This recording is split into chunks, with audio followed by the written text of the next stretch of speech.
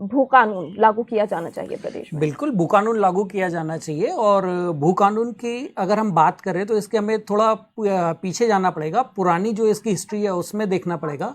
तो जो 1950 का यूपी का जो कानून था, उत्तर प्रदेश जमींदारी उन्मूलन और भूमि सुधार अधिनियम 1950, वो उसके बाद से जब लैंड रिफॉर्म्स आगे होने शुरू हुए, उत्तराखंड बना 2002 में।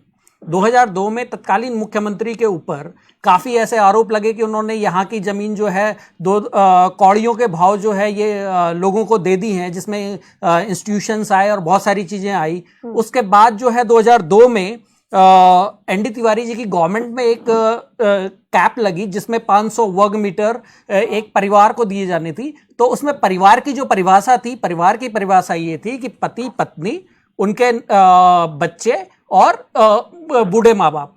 तो इसका मतलब वहां पे भी एक कैप खोल दी गई, एक विंडो खोल दी गई, जिसके अंदर ये था कि आप एक बाहरी आदमी आके यहाँ पे 500 वर्ग मीटर के कई टुकड़े खरीद सकता था। 2007 में जिस चीज का आरोप उत्तराखंड क्रांति दल पे लगातार लगता है कि आप बीजेपी के साथ जाके मिल गए, बीजेपी के साथ जाके मिल गए, उसमें एक महत्वपूर्ण बिंदु जो था वो था भू कानून। भू कानून के चलते ही माननीय दिवाकर भट्ट जी ने उस टाइम पे राजस्व मंत्रालय मांगा था बीजेपी से, और उस टाइम पे जो कैप लगी थी, जो कैप इन्होंने बताई थी, वो थी 250 वर्ग मीटर। 250 वर्ग मीटर में क्या था कि 250 वर्ग मीटर में जो परिवार की परिभाषा थी उसको बदल दिया गया था। वहां पे परिवार की परिभाषा थी पति पत्नी और उनके बालिग नाबालिग सारे बच्चे एक साथ थे। तो इसका मतलब है कि जो बाहर के लोग आएंगे वो केवल 250 वर्ग मीटर अपनी जमीन यहां पे खरीद सकते हैं, जिसमें वो बाद में रह सकते हैं।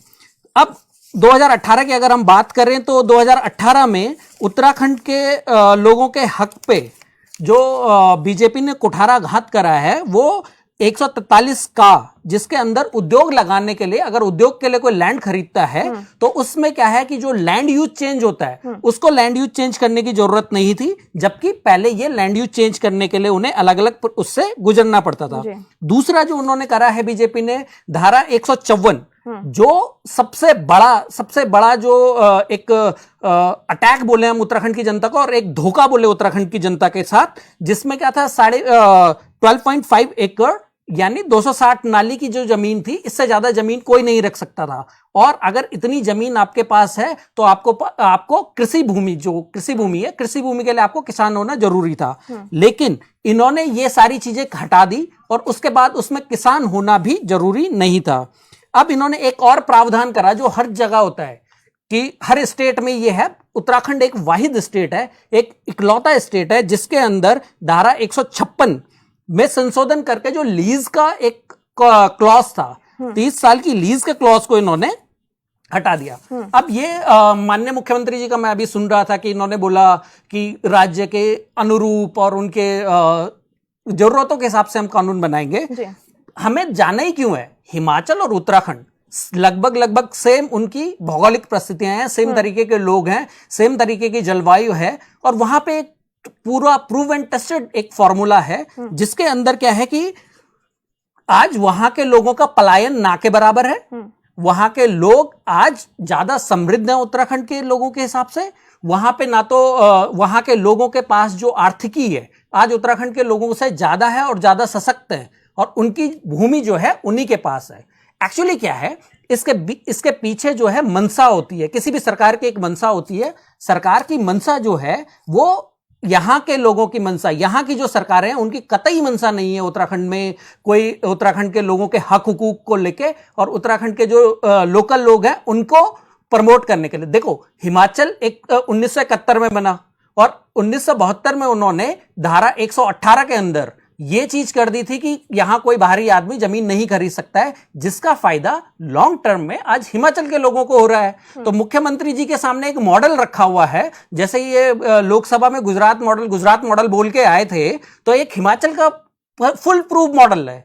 तो उस मॉडल को छोड़ के हम इधर उधर क्यों देख रहे हैं? मुख्यमंत्री बदल के भी किसी भी नतीजे पे हम नहीं पहुंचे। ठीक है, पैनुली जी, एक जवाब सर आपसे भी है, क्योंकि हिमाचल की तर्ज पर हम कह रहे हैं हमारे यहाँ पर कानून लाया जाना चाहिए, भू कानून, लेकिन अगर हम हिमाचल का भू कानून देखेंगे तो वो फ्लेक्सिबल भी है और साथ में साथ वहां पर सख्ती भी है।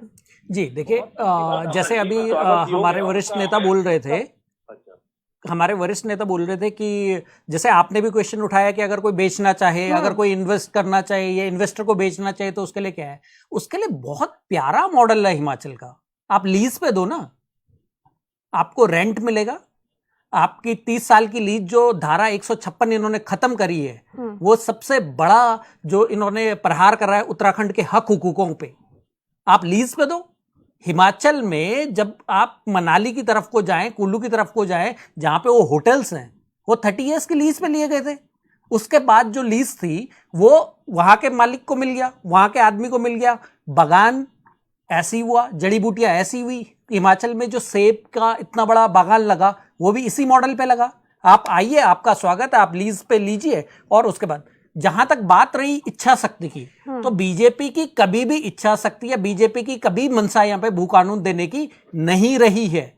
इसका मैं प्रूफ दे सकता हूं, क्योंकि 2003 का जो प्रथम विधानसभा का तृतीय सत्र था, उसमें इन्होंने क्या कहा है मैं पढ़ के बताता हूं। जो 18 दिसंबर 2003 से 17 फरवरी 2003 तक चला था, उसमें बीजेपी के सभी इसमें कंडारी जी ने पहले वो उनको बधाई दी गई और उसके बाद ये बोला गया, भारतीय जनता पार्टी के माननीय श्री मंत्री प्रसाद नथानी व भगत सिंह कोश्यारी मातवर सिंह कंडारी और भगत सिंह कोश्यारी को छोड़ के सभी माननीय सदस्य एवं बहुजन समाज पार्टी के सभी माननीय सदस्य बेल में आकर भू अध्यादेश वापस लो, काला कानून वापस लो, फर्जी कानून वापस लो, ये नारे लगाए गए हैं बीजेपी के द्वारा।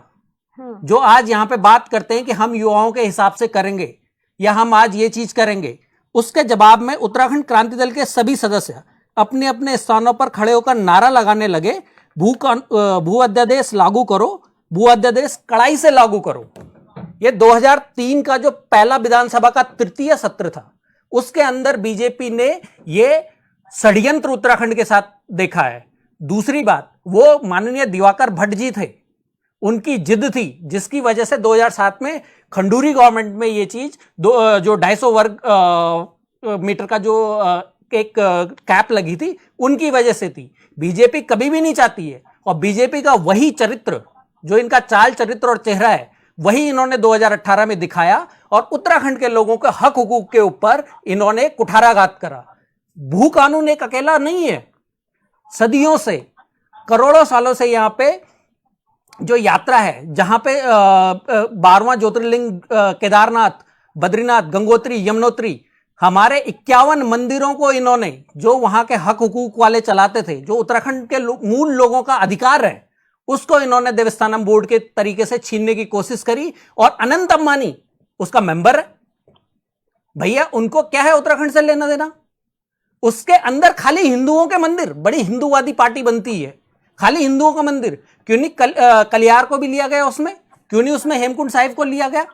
इतने सारे हमारे, और नानक मत्ता क्यों नहीं लिया गया? बहुत सारे हमारे पास यहां पे हैं। बीजेपी का जो चाल चरित्र और चेहरा है, जो इनके चेहरे दिखाने के कुछ है और करने के कुछ है।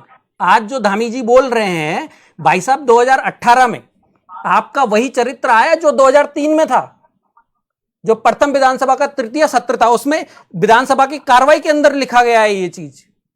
तो कौन सा रिफॉर्म लाएंगे आप? सिडकुल आपसे समझ नहीं रहे। सिडकुल में बोला गया है कि 70 से 80% लोग, मूल लोगों को रोजगार दिया जाए, उत्तराखंड के निवासियों को रोजगार दिया जाए। आज आप किसी भी फैक्ट्री में चल जाइए, किसी भी सिडकुल के उसमें चल जाइए, वहां वो चीज लागू नहीं है। आप उनकी व्यवस्थाओं में वो चीज लागू नहीं है।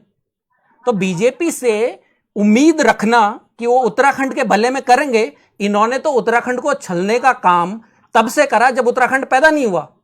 जब उत्तराखंड का एक्ट रखा गया यूपी विधानसभा में, तो इन्होंने 23 संशोधन करे उस पर, और जब दिल्ली गया तो 3 संशोधन और करे।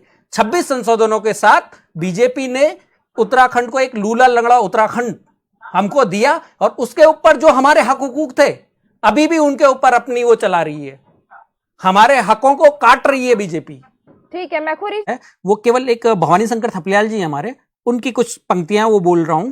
लड़ाई हमारी और जीत तुम्हारी, जमीन हमारी और जब्ती तुम्हारी, जंगल हमारो और हक तुम्हारो, लड़ाई हमारी और जीत तुम्हारी, पानी हमारू परियोजना तुम्हारी, विकास हमारू बिजली तुम्हारी, लड़ाई हमारी और जीत तुम्हारी, चिपको हमारू चांट तुम्हारी, राज्य हमारू बांट तुम्हारी। विकास हमारो और ठका तुम्हारा, गारंटी हमारी और रोजगार तुम्हारो, गाड़ी हमारी और धाती तुम्हारी, माया हमारी और प्रीत तुम्हारी, लड़ाई हमारी और जीत तुम्हारी। ये उत्तराखंड का आज जो है, उत्तराखंड के हर जनमानस की ये आज पीड़ा है। और मैंने जिस भाषा में ये बोला है, गढ़वाली में बोला है, तो बहुत सारे लोगों को समझ गई होगी और बीजेपी के अंदर भी काफी सारे लोगों को समझ में आया होगा कि आज का युवा और आज का उत्तराखंडी क्या सोचता है। ठीक है, मैखुरी जी सर, फाइनल कमेंट। एक तो